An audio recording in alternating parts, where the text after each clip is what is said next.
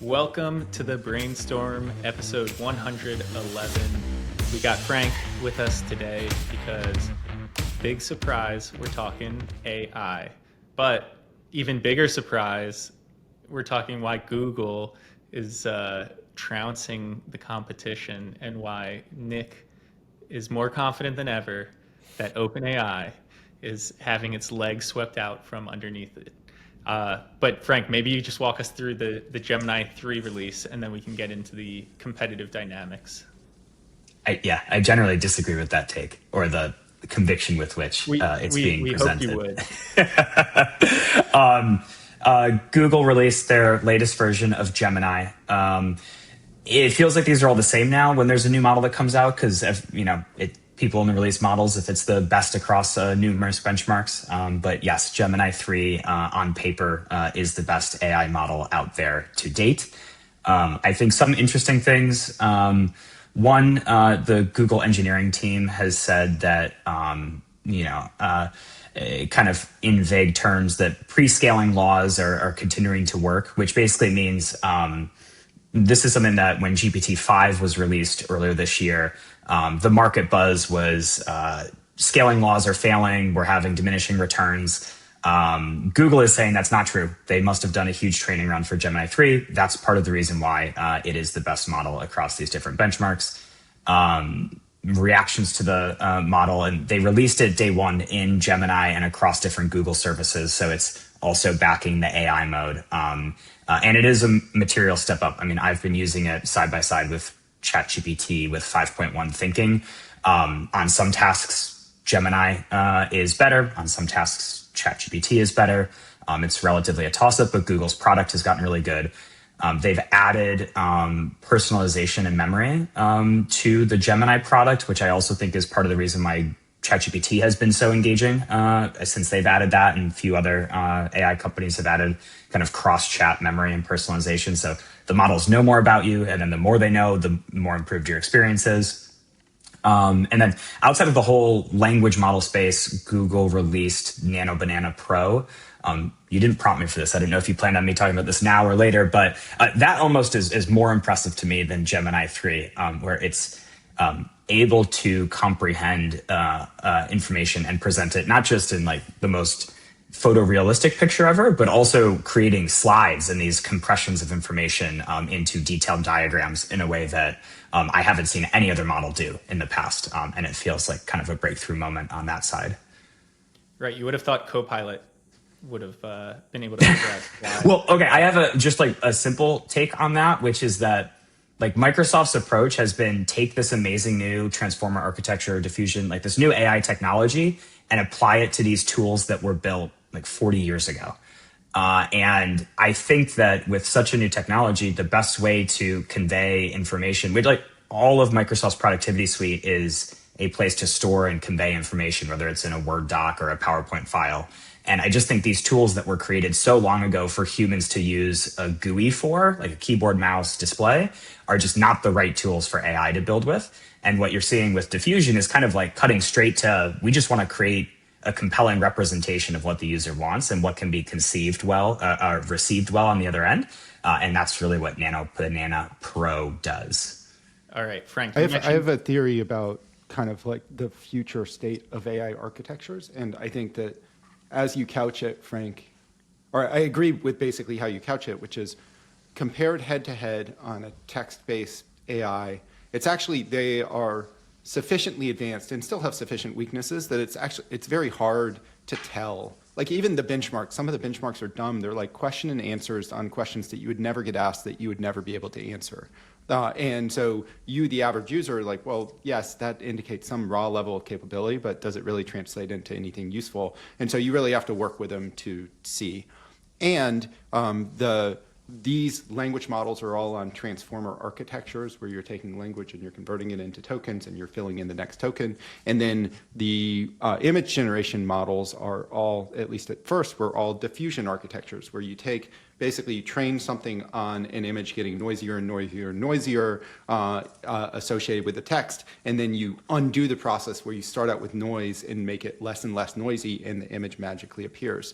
And this new generation of kind of multimodal image generation architectures, which I think Nano Banana is best in class, is combining to some extent kind of transformer understanding kind of the tokens and the ordered information that goes into something and this kind of diffusion image generation, almost kind of like hallucinate the future type architecture. And to me, it seems obvious that the future state architecture for these systems, for very powerful systems, is even in the language space, is going to be a combination of diffusion and transformer. Just like we have left brain, right brain, the left brain is more kind of like the language, more transformer-like, right brain is more diffusion-like, and kind of future AI architectures are gonna have a combination of the two. And then the thing that's missing that actually Google's published the best paper on, that I've seen anyway, is like a good in-state memory system that can do like kind of compression. And so for Google's, it's a Titans architecture. So I think the future, the true AGI will have a combination of transformer and diffusion and some kind of memory system. And what's interesting about Nano Banana is it's clearly, on the language side, it's like, yes, it's slightly better in some benchmarks, who knows if it's useful. On the diffusion side, on the image generation side, it's clearly like much, much better than anything we've seen, not only in generating images, but that implies it can also process and understand the context of images better.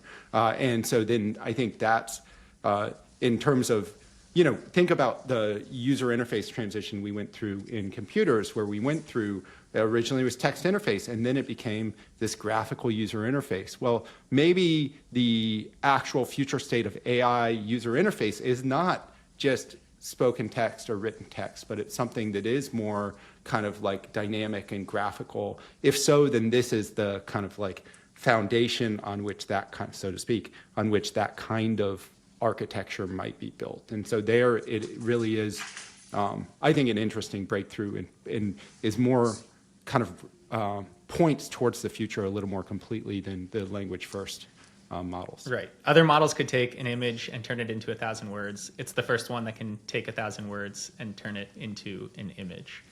That is useful, I would say. That's more representative of those 1,000 words. Right. I mean, I think it's that other models also take an image and turn it into 1,000 words, but the 1,000 words are wrong. Like if you give a bar chart to another model and say, what are the values here? Like infill them, even if they're labeled, it'll often get them wrong. And so it's a pretty crude and elementary thing, as in processing PDFs is something we as knowledge workers do all the time. It's like I look at a chart and be like, oh, this is roughly where these numbers are. And clearly the language only, even the multimodal language models are very weak at that. I think this indicates that even if, I'm not sure that Gemini Pro can yet do that well, but it certainly seems like it's a step forward in that direction. The real breakthrough is actually being able to take words and put it reliably on the image itself. I think that's really the unlock that is vastly different and more performative when you look at Nano Banana, even Nano Banana and then Nano Banana Pro, like being able to take those 1,000 words, synthesize it, and then put, maybe a few of them on the image itself is really where there's power in the model, because that is applicable to a wide ranging of different use cases beyond just generating fun images to send around to your friends. There's real business use case for being able to put words on image, like YouTube thumbnails, the whole gamut. We talked about it on Friday, but I think that's the real unlock for Nano Banana Pro. Okay, last week, Brett, and we got a lot of comments in the comment section about this. Your take was that part of the competitive moat of someone like OpenAI was the memory and context. Someone on Twitter suggested you trying to export it. Did you attempt that over the weekend? Have you tried it with Gemini 3?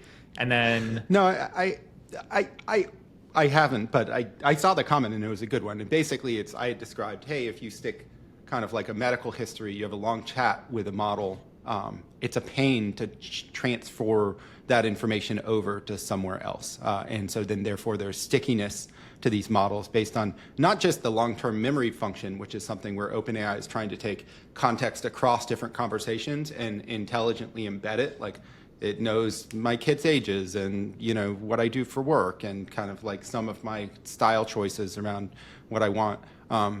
But also in the context of a specific chat that I go back to over and over again. How do you compress it and take it out? And I I assume it works reasonably well. I think a challenge that these models generally have is if you have a very long conversation going with one of these models, it begins to forget like key information that's up at the top of the conversation. And so OpenAI just introduced shared chats where like being able to like fork a chat and be like, this is actually the key context and I want it to kind of be retained and I want to build off of that in different directions, I think is important.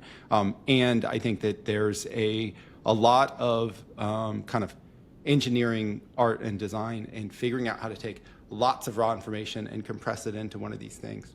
And then, you know, transmit it without losing something that's key to process. Wait, Brett, what was the exact recommendation? Was it you'd ask ChatGPT to give you context and then you could start over on Gemini or another model? Yeah. Yes. Basically tell the chat, hey, can you compress all of this medical information into a kind of summary that's going to be passed on to another doctor, couched with a lot of words to make sure that it like gets things completely and provide like basically a brief so that it can be moved over. And I think the challenge with that is potentially there's a lot of kind of like raw longitudinal, for example, test results in that chat. And so not all of that would be compressed and moved over. And then if you have a specific question where you're like, oh, this specific test result within the context of all of these test results that are in here, can you interpret that now in a different way than you did before? And it may be that it's like not very good at that anyway. But the broader point is it's not just one chat, it's like a whole series of chats that I have embedded in that particular tool. So porting them all over one at a time does not seem like it's a but as soon as there's an agent, you can have the agent do it for you. You can say summarize the first half of this, summarize the second, whatever. But let's get into the real meat of the issue here. Nick, why don't you read us some tweets from some credible people out there on Gemini 3 We'll versus leave it up OpenAI. to Brett and Frank to be able to guess who this quote comes from. Benioff. Okay. Well, not fun. Wow. Let me Prediction market. You can read the quote, Yeah. but that's clearly the one Sure. that's been said. Yes. But yes, go on. Holy shit. I've used ChatGPT every day for 3 years. Just spent 2 hours on Gemini 3. I'm not going back. The leap is insane. Reasoning, speed, images, video, everything is sharper and faster. It feels like the world changed again. Heart, robot emoji, end tweet. Is that how And an announced others... partnership between Google and Salesforce to be announced 2 days from now. Like, I just don't think it's. Well, Frank, okay, you've used them. Was your response to Gemini, holy shit, the world has changed. This is where I'm doing all of my work from now on? My response was, okay, I'm going to throw this in the mix and use it more. We were discussing last week, the kind of NVIDIA versus Google TPU and what kind of advantages Google has being kind of a full stack AI company where they have the product and AI business, they have the cloud, and they make their own chips relative to NVIDIA or OpenAI building on an NVIDIA stack with partners in between. And so I was asking Gemini 3 and ChatGPT with 5.1 thinking about performance per watt comparisons between the latest TPU and NVIDIA's GPUs, because I've actually seen both things stated. Some people are saying, oh, TPU, Google is more performance per watt efficient. NVIDIA is saying, as well as others, that NVIDIA is more performance per watt efficient. The important thing here is, on a CapEx side, Google has a definitive cost advantage. They're not paying NVIDIA's margins to get access to compute. So their CapEx is going to be lower per unit of AI capability.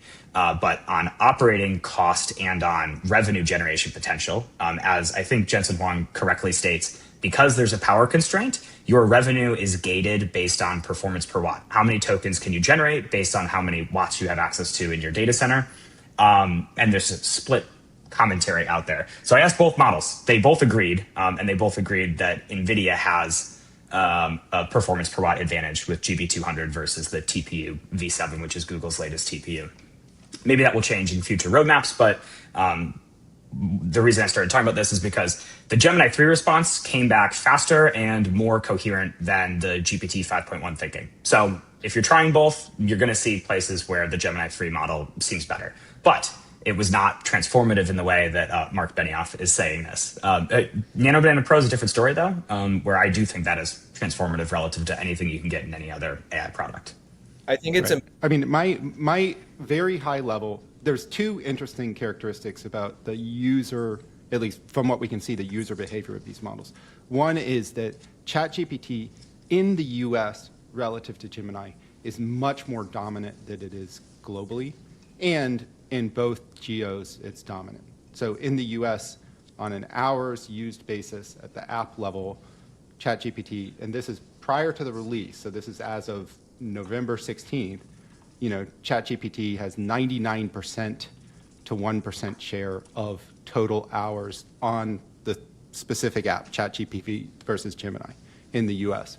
In kind of global, it's more like, I think it's 2% share for Gemini. So Gemini over-indexes global. But forget overtaking ChatGPT. Gemini first has to try to overtake Grok. Grok has 3-4 times the number of minutes than Gemini does on its app. So I think that there is like a, call it the leading edge indicator, where it's like Benioff is trying to sign commercial partnerships with these guys. So he has vested interest in saying whatever is going to be the best for his business. But people in Silicon Valley and kind of in SF who are using these models are trying to read the marginal move. And there is a huge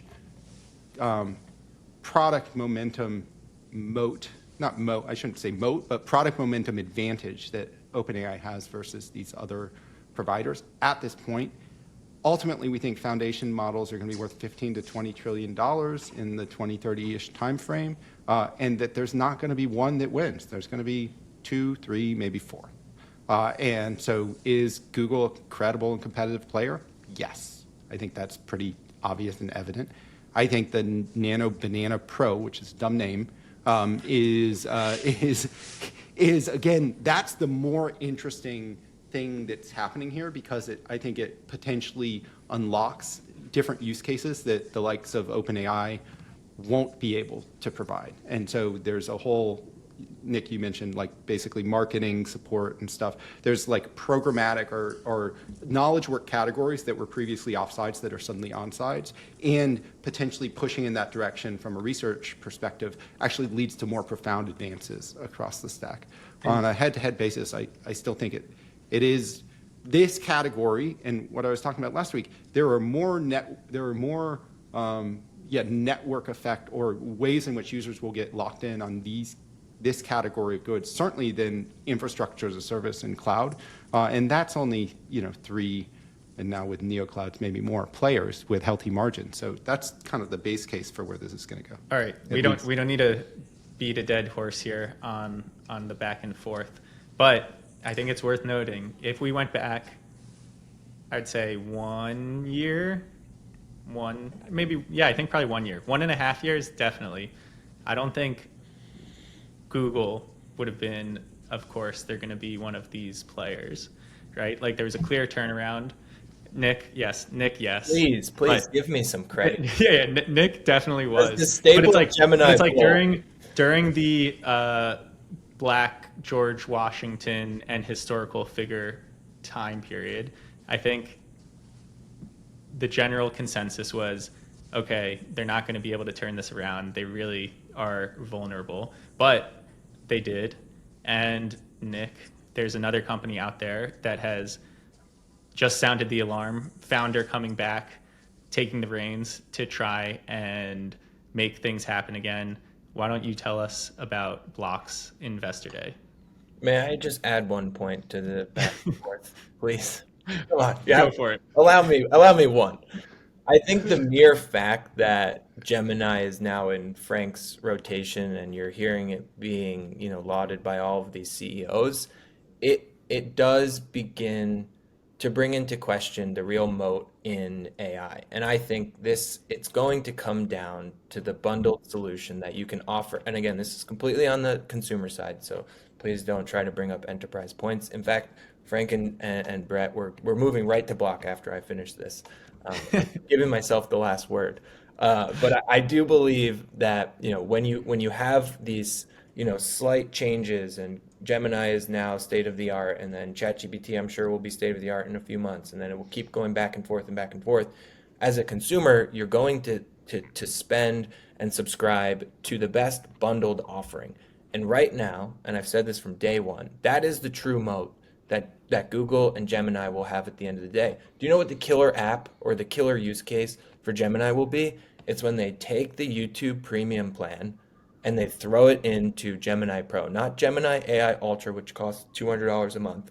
When they put it in to the 1999 subscription, that's when it kills every single amount of pricing power that ChatGPT and other models will try to command. And they need to command it to make their offering profitable. Google doesn't need it. And that's the real power in what Google is going to be able, and Alphabet's going to be able to do in the coming months. From a consumer perspective, when Blockbuster launched its streaming service, was it at the same price These are as terrible Netflix, or was analogies it that you lower? continue No, to it was raise. lower. You Just turning a price continue lever. to raise And actually, if you terrible look, analogies. also on the Hold on, consumer hold on, hold on. perspective- Nick, I want to hear what. Okay, what was Blockbuster price lower than Netflix? I'm legitimately curious. I think they did, but I think they tried to bundle it with you sign up for Blockbuster and you get this streaming thing. The incumbent playbook is always, we're going to underprice this competitor and kill them that way. And usually, it's hard. Once you have somebody paying monthly for something, it's kind of hard to shift. I think there's a different question on the indirect monetization front. But also, like last week, when Gemini showed really no Google search trends gains against ChatGPT of note, in the week of the Gemini 3 release and all of this press and Nano Banana and everything else. So I do think yes, Benioff might be like, oh, it's game over. I think the marginal consumer is not out there being like, now I'm going to adopt Gemini, because they're not paying attention. They have a thing that works, and so then they just keep using it. That is Google's downfall is they're just terrible at. It's like they have the best of a lot of things, and no one cares. And it's like even going from like their press release to being able to test Gemini took me like 3 more clicks than it should have. But it'll be interesting to see play out. Nick, let's finally move to Block. I mean, it's actually not even worth a response. Trying to make Google into Blockbuster in this terrible analogy, you're doing our viewers a disservice by even putting that thought in their head. So everyone, please edit it out. No, leave it in. But please don't listen to that. That's not what's happening here. Block. Jack Dorsey. We're back. We're back is kind of the messaging from Block and the management team. We were just out at their investment day in SF. It was very clear, and I think the company itself had been very clear that, over the last 2 years leading up to 2025, so 23 and 24, there was a concerted effort in reorging the company. They had made a very large acquisition in Afterpay, which is a buy now, pay later solution into the market. And I think that bogged down a lot of resources. Plus, there was some internal structuring changes that needed to be made on the product development side. And it was funny because we had actually done the exercise and looked at, how much new product innovation Block had put out. And over the last 2 years, it was really nothing. And I don't feel bad saying that because the company itself would say it. But at 2025 has rolled around, they made some key structural changes at the management level and reorged how product is developed internally at Block. And I think it's beginning to show. And part of this story, we can't really get away from it, is around AI. One of the quotes that Jack Dorsey gave at the Investor Day was, internally, the ethos at Block right now is if it can be automated, it must be automated. And you're starting to see that in the rollout of their products. So there's 2 products they seem very excited about. One is called ManagerBot. The other is called MoneyBot. You can think of this as, on the ManagerBot side, a CFO for hire or COO for hire, or a digital CFO or digital COO running for a company, a merchant, using a Square POS terminal. And then on the MoneyBot side, this is a model that you can ask about your spending habits, expenses, how can I be better at saving? A lot of different, I think, use cases there on the personal CFO side of the equation.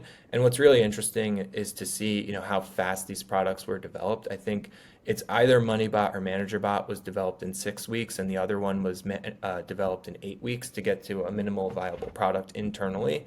And so to think about where the company was 2 years ago, where innovation had essentially stalled, to now they're putting out these products at warp speed compared to where they were, I think speaks volumes, one, about the positioning of this company in terms of what's happening in AI and the value it's been able to bring to them specifically, but also just thinking about how far they've come in such a short amount of time.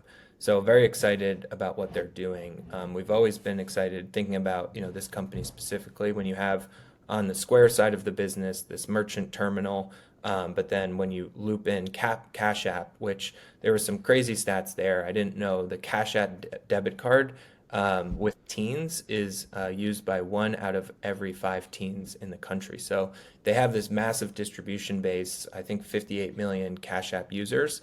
And now they're trying to intimately tie the two businesses together, which is a great sign of things to come, in our opinion. All right, Brett and Frank, Jack is back. Is that enough? Frank. They're shipping more products and features, which is a significant change than before. So I think it's a marginal change for the good. So you're excited. You think they can, because it's like they really did, it's like they were on such a tear, the underbanked everything. And then it feels like the competition came trouncing in, not just from direct competition, but from all orthogonal vectors as well. Is it enough? I'll let Nick answer if it's enough, but I mean, Yeah. I think it's a start, right? I think, Yeah. you need to be positioned this way, given everything that's happening with AI, right? Every company now is using similar tools. And so if you're not pushing product velocity, someone else is. And their ability to step on and take over some of your turf, so to speak, is, I think increasingly the moats for almost every company have come down a notch or two because product velocity can be at that pace if you decide to align yourself with the AI tools that are available. Yeah, I think that there is more importance in innovation velocity than there's ever been, because if you don't put gatekeepers in the way, you can ship much more quickly now than you've been able to in the past, and that's what's been characteristic of back to the core AI guys. OpenAI certainly has extraordinarily frequent product updates and releases. Same with XAI, and also Google too. I mean, there was an article about talk about founder coming back. Unlocking, basically getting the bureaucracy out of the way of shipping is a really important reason why founder-led orgs can work when kind of orgs run by Tim Cook can no longer work. And I think that that's at the core of why Google accelerated here versus not. And so then Jack coming back and being like, no, we just need to integrate these businesses more completely, take advantage of the new tooling that we have is important at the margin for them. I think both the bots that they announced they instantly make a lot of sense to me. Like nobody has done, there's so much potential for AI to increase financial literacy and better financial habits. And I haven't seen anybody do that well at scale. There's interesting startups that are doing that, but Block has the perfect customer base to push that into with Cash App, and could do it in a way you could say, oh, maybe you want to apply buy now, pay later to this. And it drives incremental activity in the app and things like that. And then the same on the manager bot side, where there's probably so many different ways that merchants on Square could be more efficient. And if you can proactively help them run their businesses better, that increases all the economics for Block being kind of the platform provider. Yeah, it was the idea was really, we want to give back time, right? And I think that's a huge story and component of AI is, when you do free up an entrepreneur's time to not have to sit down and be both CEO and CFO, and you can delegate now all of that CFO work to ManagerBot, right? That really starts to embed Square's product deeply into an organization more than it ever has before. And I think that that's really the exciting story on both sides. Is, we're not going to have to do a lot of the things we have to do now, even though we don't like them, because we can pass off all of that to these agents, bots, whatever we're going to end up calling them. All right, we're going to go on to the next topic here, and acquisitions can mark bottoms, they can mark tops, or they can just happen. How do you like that as a compliant answer? There's a big acquisition in the genomics space. Brett, what was acquired by who? Is it just a run-of-the-mill acquisition, or do you think it is a mark of something changing? Well, one, I think the genomic space is more M&A sensitive than other spaces because so many of the companies, certainly on the biotech side, the playbook is you're running on cash burn for early stage biotech. They're constantly burning cash and having to come back to market to raise additional capital to get to a commercialization threshold. And then they're effectively selling off portions of their assets to bigger players along the way to help allay that cash burn. And so that M&A had been totally offsides due to regulatory constraints broadly from, call it, across the entire Biden administration, really hurt small, innovative companies because they could only go to market to raise capital. They couldn't threaten to be sold to somebody else. And so then they had no negotiating leverage against the market. And the marginal market participant is like, yes, we will try to short you to zero. And sometimes they succeeded. So that's kind of like the broad framework here. Exact Sciences is a company that has Cologuard, which is a stool sample you can use to avoid getting a colonoscopy. It's not quite as good as a colonoscopy, but it can happen kind of upstream of a colonoscopy or more frequently. And they just signed a deal with Freenome, which does a blood-based kind of like colon cancer screening test. There's Guardant is a competitor in that area where you, instead of doing even a stool sample, you take blood. You can do it with some frequency, and you can say, hey, you should probably get a colonoscopy now because this indicates there might be something wrong. Abbott Labs, which you may think of as providing COVID tests for at home, has stepped in to buy Exact for some billions of dollars. It's Abbott's biggest acquisition ever. And it looks like the way the market's pricing it, it is going to go through.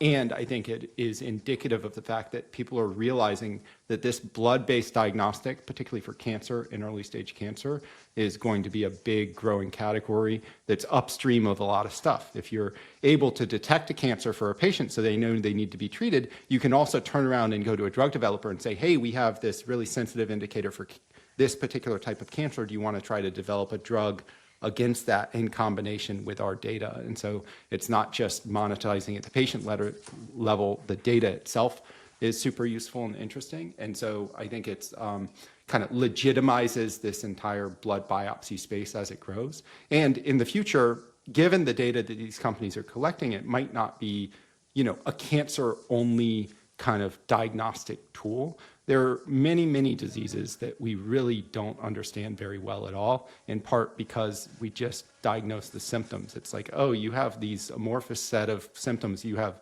an autoimmune disease that we don't totally understand. It could be that there's actually indications in your blood from the molecular signals of those diseases that actually give you an earlier indication that this is happening and then will allow drugs to be developed precisely for these misunderstood diseases, which are probably like lumps of diseases that we're crudely categorizing together. And so in some ways, I think this is, the diagnostics business has always been thought of as this quasi-terrible business, very low margin, anybody can do it. You send your blood off to Quest Diagnostics and they charge like $2 to get like some metabolite out of your blood. Whereas these tests that Exact and Guardant and Natera and Tempus and Korus are doing are multi-$1,000 tests that then avoid or inform treatments that could be $100,000. And so the value proposition is there. Sometimes you're avoiding doing a chemo run that you would otherwise need to do. And they have a different margin profile and the business prospects are very different and the economic impact could be severe. And so this acquisition, one, like in that space, it's like, oh, this is a real space that's going to grow a lot and it's interesting and really big guys are getting interested in it. And then across the multiomic space, it's, there's also been some acquisitions in the biotech area. I think the M&A activity actually can flush cash into those businesses in a way that makes them much more constructive and financeable from a public market perspective. And so in this case, I would say, I hope it marks the real bottom for genomics, which has been a terrible sector to be invested in for about a half decade. And I think that there's like a lot of signs that there's a real, multi-billion and really tens of billions dollar business opportunity in front of these molecular diagnostic companies. Let's move on to the ledger. All right, for this week, we're gonna make it relevant to what Brett indicated. We're going to go CEO exits. And this is an interesting market because there's not one. We have 2025, we've got 2027, nothing for 2026. So which CEOs will be out before 2027? And I'll give you you got Tim Cook at 78%, Brian Armstrong at 50%, Sundar Pichai, 47%, Sam Altman, 43%, Andy Jassy, 41%. So I think it's pretty interesting. This is, a lot of the, it's like, this is a lot of the. Like, this is I feel like all of those odds are high odds. Yeah, those are all way too high. There's basically a coin flip on every single one. I know. That's why I thought this was so interesting. So Tim Cook, I think, is the most interesting because if you say, is Tim Cook out in 2025, the odds are 2%. Tim Cook out as Apple CEO by March 31st, 2026, 22%. And then out before 2027 is 78%. So clear. Is before 2027, year end 26? Yes, year end. This is ends December 31st, 2026. So this is a very low volume market currently. But I was shocked because these are all very high for some of the biggest tech companies out there. So let's start. Well, let me put it this way. Apple stock is at an all-time high, and they've been horrible on AI. But they struck a deal with Google to license Gemini for $1 billion, which Google probably spent tens of billions training. I don't think he's out. Those are wrong. Maybe he should be, but I think the probabilities are wrong. All right, so agreeing to pay Google $1 billion for their AI a year should be disqualifying for him. He should be out. All right, so you're taking the yes? Severe strategic mismanagement. Well, but that's the 80% chance he's gone by end of 27. I mean, like Frank said, stock is at an all-time high. It's not like the board is going to force him out. It would have to be Tim realizing that, hey, I've ground this thing down into like a really challenging situation here, so I'm going to pass the reins to somebody else to accept the blame when Apple falls apart. There's a lot of speculation, and I think the reason that one is so high specifically is that one has the most attention from, there are real credible rumors going around about, strategic planning around who will be next. I've seen a lot of reports, over the last few months. So that one feels like it has the most teeth. The other ones are just, quite frankly, shocking. Like 50% odds of Sundar and Brian Armstrong, Coinbase and Alphabet, or Alphabet and Coinbase, that in 2 years, that's doesn't add up to me. So I would take no on those. Apple, I would say yes, just because of the credibility. I forget the last one though, Sam. All right, I'm gonna tell you. So Brian Armstrong, it says it has $0 of volume. So maybe this is just totally. If I go to place the bet, yeah, it moves very quickly. Okay. So that one is like. So someone listening to this could set the market right now. Yeah. Yes. People should set the market here. I think this is an interesting market. Invitation to everybody. Yeah. Let's see where the odds are next week. Yeah, exactly. I imagine Tim Cook has the most action, right? Yeah, but again, his action is $2,419 worth. So let's make this market. Let's. We've learned a valuable lesson that we need to have a volume. Okay, so then I'll go to one with the ledger, much more. because this is that. All right, fine. Much more volume. This was the backup one anyway. I was trying to make it relevant because Brett insinuated that Tim Cook was going to get ousted or leave himself. We haven't done it yet. World Cup winner. I haven't done any of my research here. I don't know. Who's the odds-on favorite? So we got Spain 16%, England 14%, France 14%, Portugal 10%, Brazil 9%, Argentina 9%, Germany 8%, Norway 6%, Netherlands 5%, and then you got the long tail. It's like a total coin flip on everybody. I'll take. Brett, you're the closest to football. Frank, Sure. we're going to give you the second closest because you NFT gambled on them, and then Nick and I also haven't done my research like Brett, but I'm gonna say England pulls it together this year. Just with no Good luck. no understanding whatsoever of their actual odds. Do you know what? I am going to go America first here, and I'm going to buy the U.S. at 2%. That is, I do think Pochettino is a legitimate coach. Everybody thinks their team is falling apart, but they've showed some like reasonable promise, and it's like an even enough field that, at the very least, I bet I will look smart as they make it into the knockout rounds, and then they'll do something horrific in the quarterfinals or something. But it'll look wise on an intermediate basis. I think that is a good. If you didn't need to hold it through the termination, I do think the best bet is taking underdogs here that are going to advance through the group stage, and people get excited. Nick, I'm assuming you're going with the favorite. No, I'm gonna tail Brett as an olive branch after our disagreement around Google. I'm gonna tail Brett. I like the USA. But I would like to potentially sell it in the future. Like if it's at 2 and they win one game and we bump up, I'll probably then switch to the favorite. I don't know if that's allowed. Sorry, the rules of the ledger is you have to hold till. I'm still holding. I'm till holding with execution, you, so Brett. I'm holding with you. All right, and then I'll go Spain. I'll take the favorite, the early odds favorite.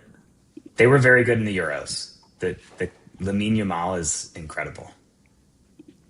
It's true. You get to root for, but I think that's I don't know. I guess young people sometimes do good in the World Cup, but sometimes that's like too much pressure overwhelming for them. Yeah. All right. Thank you, everyone. We've got a good opportunity for people to make a market on some exciting tech CEO gambling. And yes, go test Gemini and Nano Banana and take a look at some other genomics acquisition potentials. Thank you, everyone. ARK Investment Management LLC is an SEC-registered investment advisor. ARK, Wolf Financial, and Public are separate, unaffiliated entities and do not have a relationship with respect to any company marketing or selling the products or services of the others. ARK, Wolf Financial, and Public make no representation or warranties regarding and expressly disclaim any responsibility or liability for any acts, omissions, losses, or damages of the other entities or their affiliates, officers, employees, or agents. No company shall be liable for any indirect, incidental, consequential, or special damages arising out of or in connection with this podcast or its contents. The information provided in this show is for informational purposes only and should not be used as the basis for any investment decision and is subject to change without notice. It does not constitute either explicitly or implicitly any provision of services or products by ARK, and investors should determine for themselves whether a particular investment management service is suitable for their investment needs. All statements made regarding companies or securities are strictly beliefs and points of view held by ARK and/or show guests and are not endorsements by ARK of any company or security or recommendations by ARK to buy, sell, or hold any security. Historical results are not indications of future results. Certain of the statements contained in this show may be statements of future expectations and other forward-looking statements that are based on ARK's current views and assumptions and involve known and unknown risks and uncertainties that could cause actual results, performance, or events to differ materially from those expressed or implied in such statement. ARC assumes no obligation to update any forward-looking information. ARC and its clients, as well as its related persons, may, but do not necessarily, have financial interests in securities or issuers that are discussed. Certain information was obtained from sources that ARC believes to be reliable. However, ARC does not guarantee the accuracy or completeness of any information obtained from any third party.